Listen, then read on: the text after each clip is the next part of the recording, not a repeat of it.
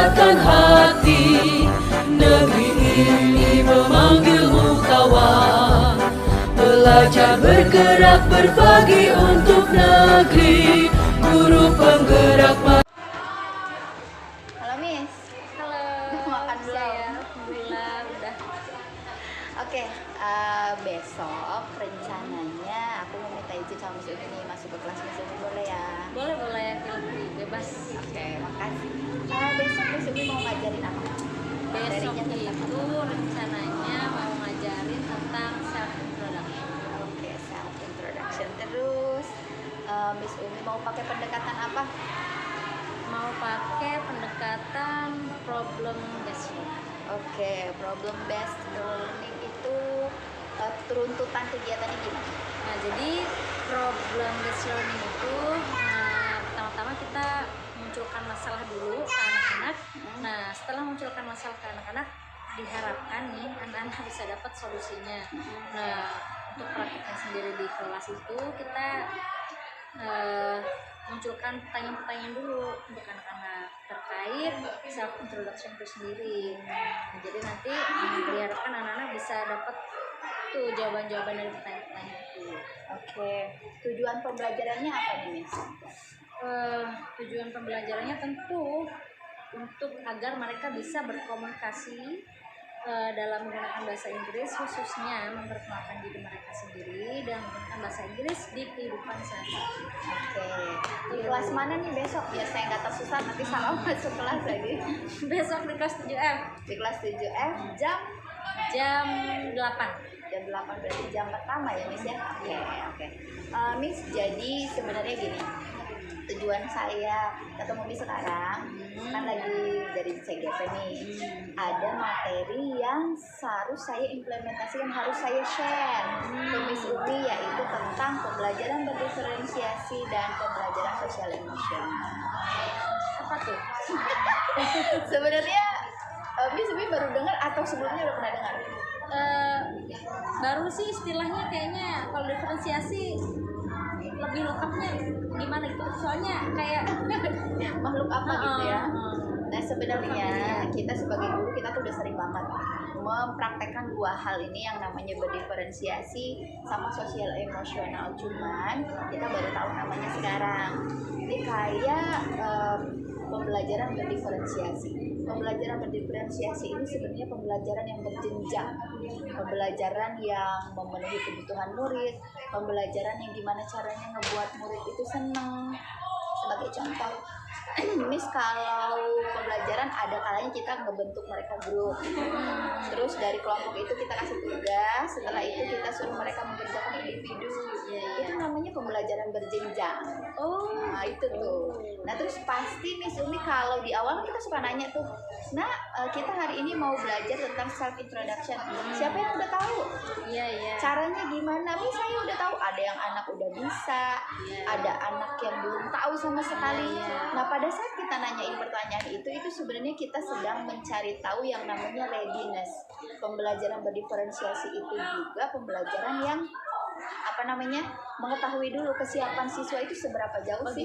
Nah dari nanya kan kita, si A udah tahu, si B belum tahu sama sekali. Nah dari situ kita bisa ngambil kesimpulan, yang udah siap belajar si A, si B, si C. Yang belum zong sama sekali, belum baca sama sekali, yang ini. Nah itu juga kita sedang menerapkan berdiferensiasi sebenarnya.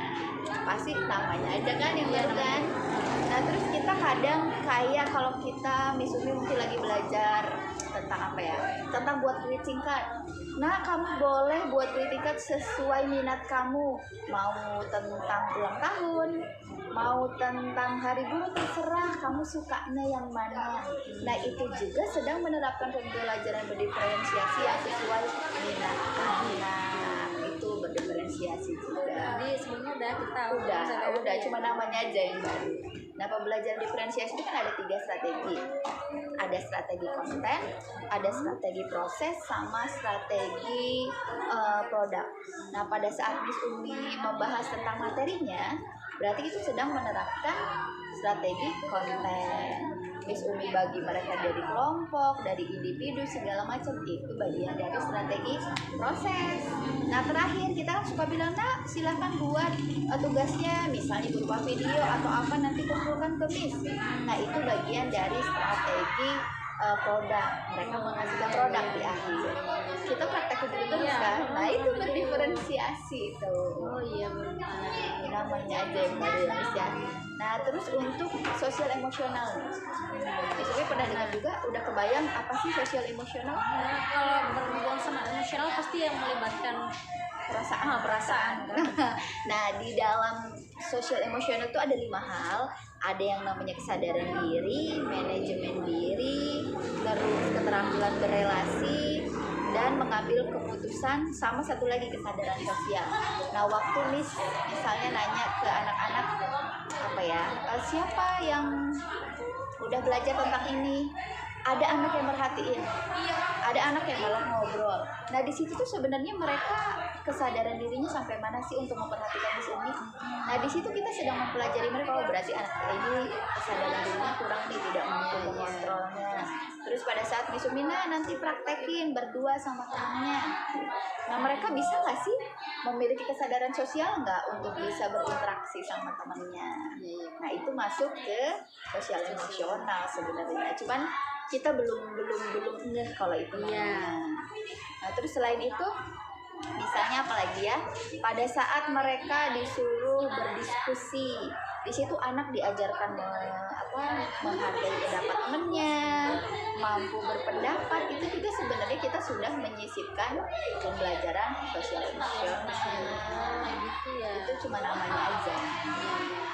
Terus lagi misalnya ada temennya yang lagi maju, ya anaknya ada yang merhatiin, ada yang cuek aja. Nah di situ sebenarnya kita mempelajari juga tuh, masih juga suara kita kadang-kadang bisa gitu. Nah begitu ya, kan ada banyak Ya, sudah mulai tergambar apa itu pembelajaran diferensiasi, sosial emosional, ini apa namanya, satu kata lagi mindfulness. Jadi kesadaran diri. Jadi kan anak itu kalau mau masuk, ada yang masih mikirin jajanan, ada yang masih mikirin tugas yang belum selesai, ada yang masih keingetan apanya gitu, belum fokus dengan pelajaran kita. Kita juga bisa mempraktekkan yang namanya mindfulness. Oh, jadi menyamakan persepsi mereka sebelum belajar ya? Iya, jadi mereka harus fokus dulu nih ke pembelajaran kita. Miss Umi bisa mulai dari mungkin nyuruh mereka memejamkan mata sejenak.